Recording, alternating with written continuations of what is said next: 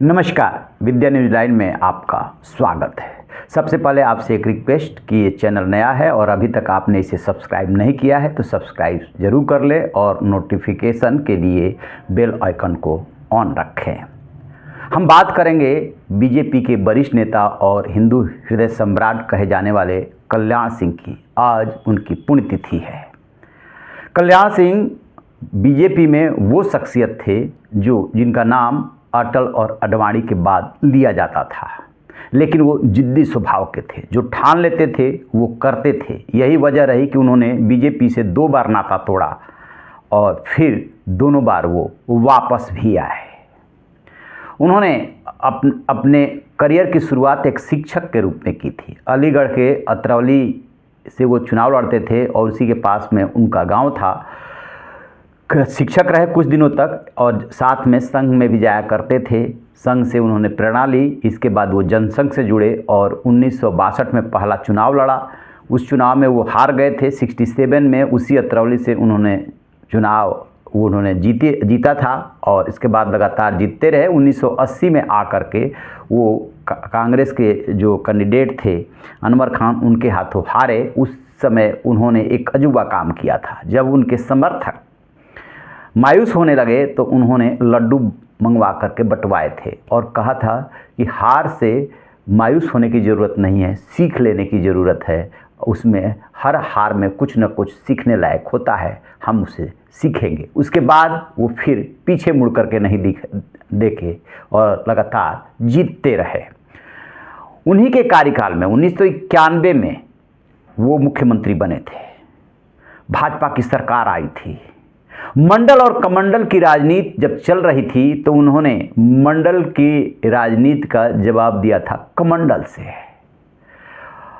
89 से जो दौर शुरू हुआ था उसमें राम मंदिर का आंदोलन तेज होने लगा था और बीजेपी ने वायदा किया था, उन्होंने वायदा किया था कि हम आएंगे तो राम मंदिर बनवाएंगे।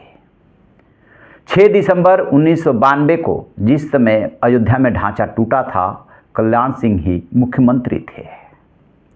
राष्ट्रीय एकता परिषद की बैठक हुई थी। उसमें उन्होंने वायदा किया था कि हम हिफाजत करेंगे।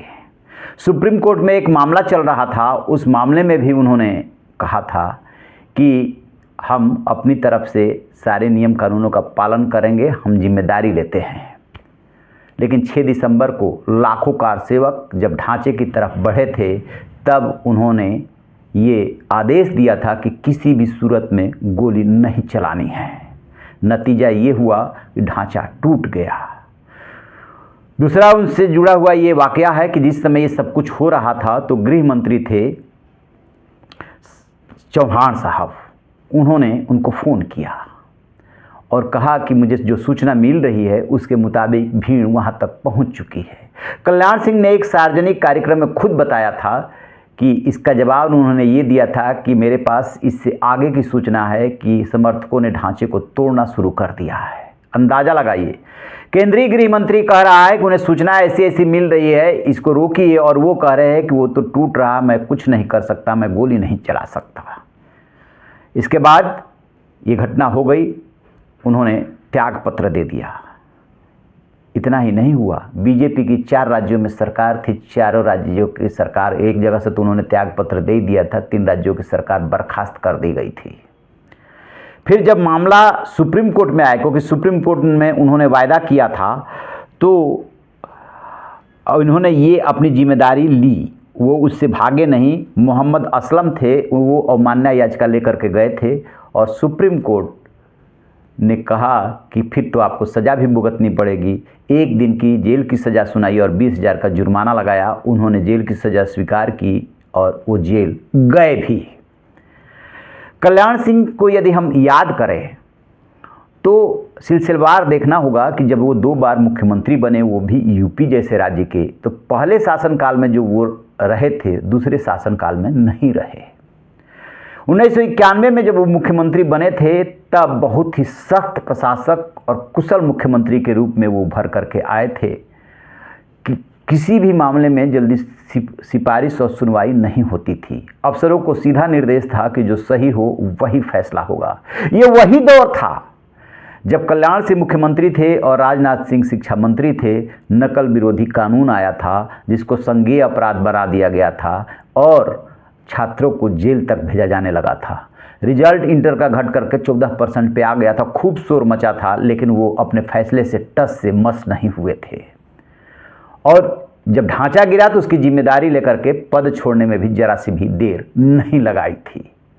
बाद के दिनों में वो 1997 में जब 6 माह का बीएसपी और बीजेपी का समझौता हुआ कि 6 महीना बीएसपी का मुख्यमंत्री रहेगा और 6 महीना बीजेपी का रहेगा, मायावती को सबसे पहले चांस मिला और उसके बाद 21 सितंबर 1997 को उन्हें चांस मिला। लेकिन ये सरकार ज़्यादा दिन तक नहीं चली। 19 अक्टूबर को मायावती और बीएसपी ने समर्थन वापस ले लिया था। इसके बाद तोड़फोड़ का सिलसिला शुरू हुआ और कांग्रेस, बीएसपी, तमाम दलों में तोड़फोड़ हुई। फिर कल्याण सिंह की सरकार तो बच गई, वो मुख्यमंत्री भी बने रह गए, लेकिन विधानसभा में ज़बरदस्त मारपीट हुई थी। और वो सीन कोई भी याद करेगा उत्तर प्रदेश का तो सिहर जाएगा कि ऐसा कैसे हो सकता है। उसी कल्याण सिंह के रिजिम में 93 जंबो जेट मंत्री बने। तब तक ये कानून नहीं था कि 15% से ज़्यादा जो है आप मंत्री नहीं बना सकते। कुल विधायकों की संख्या का आप 15% से ज़्यादा आज के डेट में मंत्री नहीं बना सकते, लेकिन उस समय बने।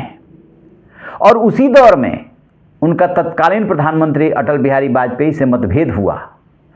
वो अपने कदम उन्होंने पीछे नहीं खींचे। 1999 में उन्हें पार्टी से निकाल दिया गया, पद छोड़ना पड़ा, उसके बाद उनको निकाल दिया गया और राम प्रकाश गुप्ता मुख्यमंत्री बने थे। और राम प्रकाश गुप्ता जब ठीक से नहीं संभाल पाए, बुजुर्ग थे, उसके बाद साल 2000 के अंत में राजनाथ सिंह मुख्यमंत्री बने थे।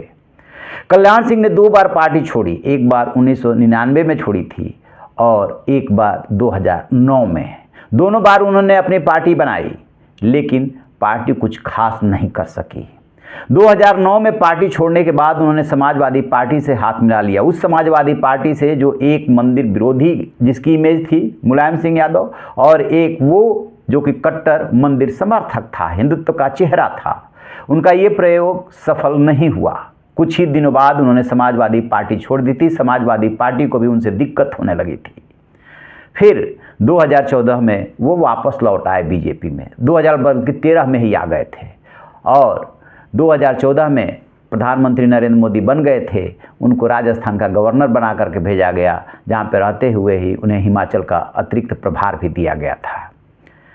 तो ये है वो कल्याण सिंह जिन्हें उनके समर्थक बाबूजी के भी नाम से जानते हैं और बोलते हैं, और साथ में उन्हें हिंदू हृदय सम्राट भी कहते हैं, जो हार पर भी लड्डू बांटता है और यदि कोर्ट के सामने जिम्मेदारी लेने की बात आती है तो अपनी जिम्मेदारियों से नहीं भागता है, कहता है कि हाँ मैं जिम्मेदार हूँ और उसकी जो आप सज़ा देंगे मैं भुगतने को तैयार हूँ। और फिर उन्होंने वो सज़ा भुगती। आपकी क्या राय है कमेंट बॉक्स में ज़रूर बताइएगा। Thank you.